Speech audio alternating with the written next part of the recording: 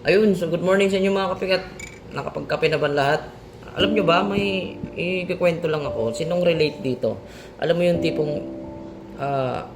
pag dumating na talaga sa'yo yung mga minamanifest mo, dumating na talaga sa'yo yung mga pinapangarap mo dati.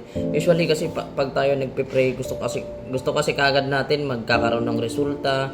Alam mo yun, may mga bagay talaga na pag binigay na sa'yo ni Lord yung time, kumbaga, time mo na talaga para siguro sumakses sa buhay.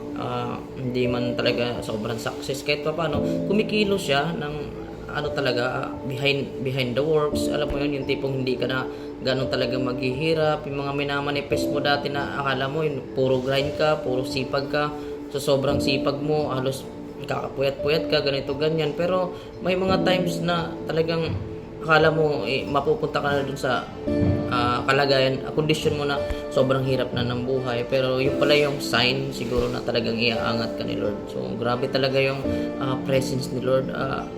Kaya ako rin nasasabi to kasi ba on my own experience, di ba? So ang daming mga blessings ni God na dumarating. I know na may maraming problema, pero alam mo yun, yung mga minamanifest ko dati, yung talagang iniisip ko palagi kung magbibigay ba si God o si universe ng para sa'yo. Kumbaga talagang actually wala talagang makakapigil, nakakakilabot yung pagiging mystery talaga ni God sa buhay natin. Kaya ng buhay ko kung saan ako nagsimula, sobrang hirap talaga. Kaya sobrang blessed ko kay Lord na nabigyan niya ako ng ganitong opportunity. Sa bahay ka, nagkaka-income ka, nagkakaroon ka ng resulta sa mga paghihirap mo dati. Kaya sa mga kabataan dyan na mga nangangarap, pag talaga kayong tumigil guys na magsumikap sa buhay, kung ano man yung minamanifest mo, baka matupad yan as soon as possible. So kasi lahat ng bagay tulad ng mga minamanifest nyo, akala nyo sobrang hirap ng sitwasyon, pero dumarating pala sa punto na uy, may blessings pala talaga. Kumbaga hindi ka pinapabayaan ni Lord. Akala mo yung tipong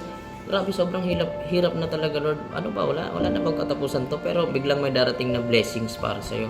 Hindi man agaran, kahit paano, gumagawa si Lord ng way na hindi mo alam kung paano dumarating sa yung mga nilo-law of attraction mo. Naniniwala ba kayo sa law of attraction?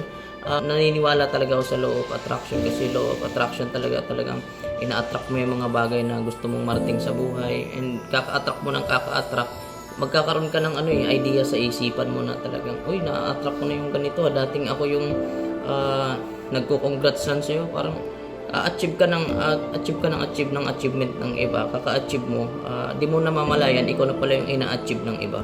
So ganun, no, grabe talaga si Lord grabe talaga si Lord magtaas ng tao. Kung nasa baba ka man ngayon, binababa ka man ng mga taong di naniniwala sa'yo, grabe si Lord, iaangat at iaangat ka, walang makakapigil talaga.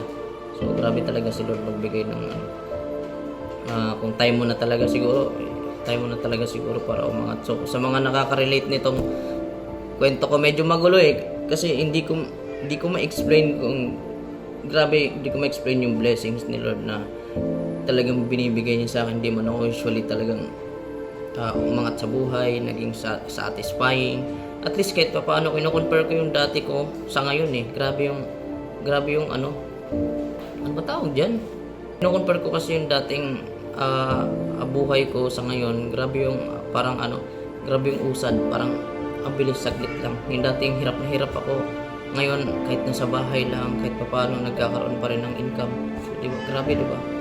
Kaya sa mga batang nangangarap na magsumikap sa buhay, huwag kayong tumigil mga kapikat.